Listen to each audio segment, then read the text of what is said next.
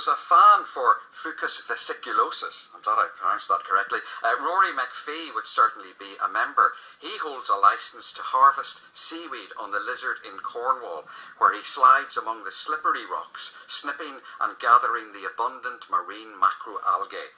We followed him as he set off to raid the Lizard's larder of légumes de la mer. I'm standing overlooking this amazing secret beach on the Cornish coastline.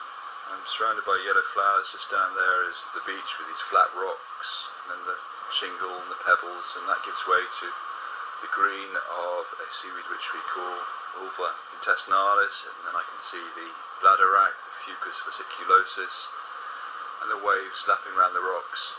So I think I'm going to go down there, do a bit of tasting and do a bit of picking.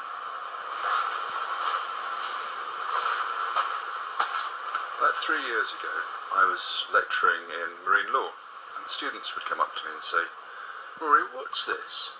And they'd put a bit of seaweed in front of my eyes, and I'd send them off begrudgingly to some wonk in a white coat in the lab.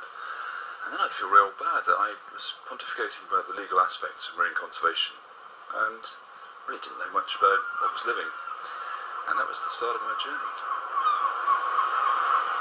Many times I ask myself, why is it that I've focused on seaweed, or macroalgae as we prefer to call it, rather than fish or marsh samphire?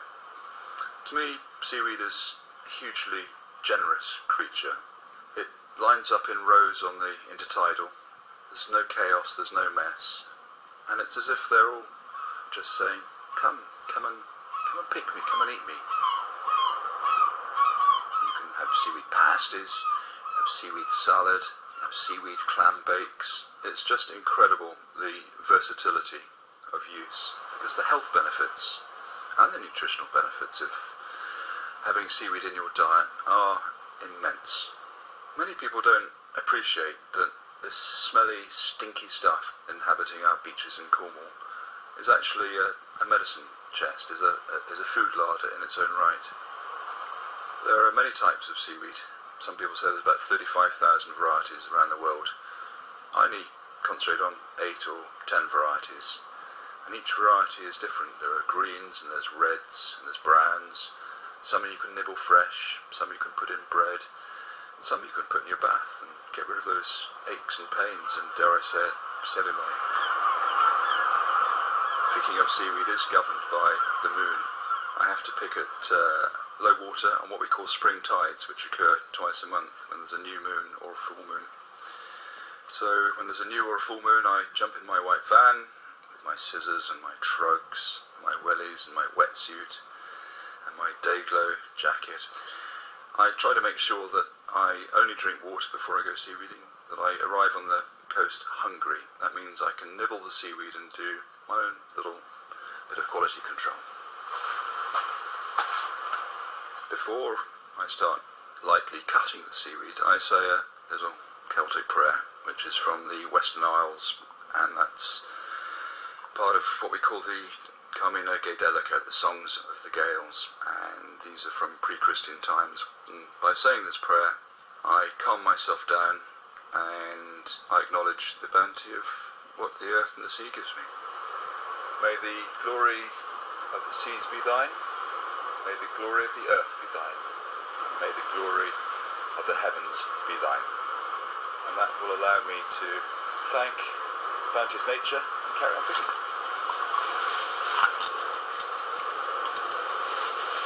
At the top of the tide line, I can collect bladderwrack, or Fucus vesiculosus.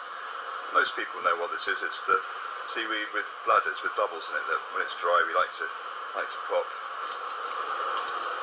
This amazing being, this amazing creature, it reproduces sexually, so I'm holding up something. I'm just going to nibble that.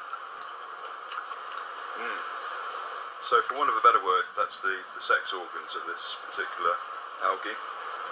And eggs will flower out, as will sperm with little flagella, and they'll glide to the rocks and settle on the rocks, meet and mate, and that's how we get more bladderwrack.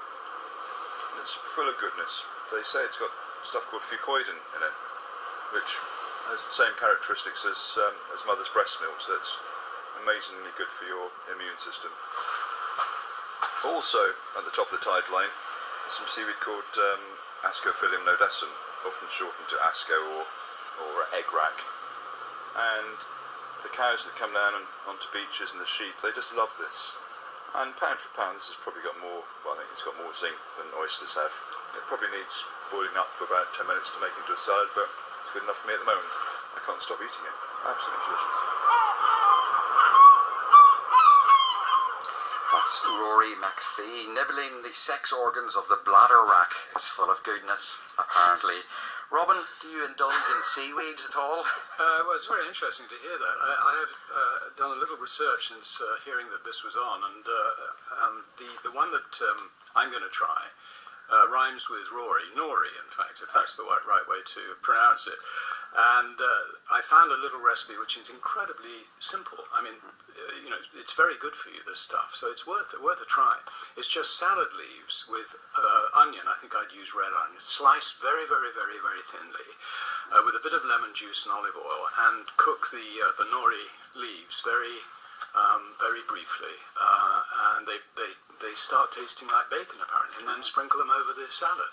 So that's a good start. It's a very good start. It's a dish unlikely that for Angelique Todd to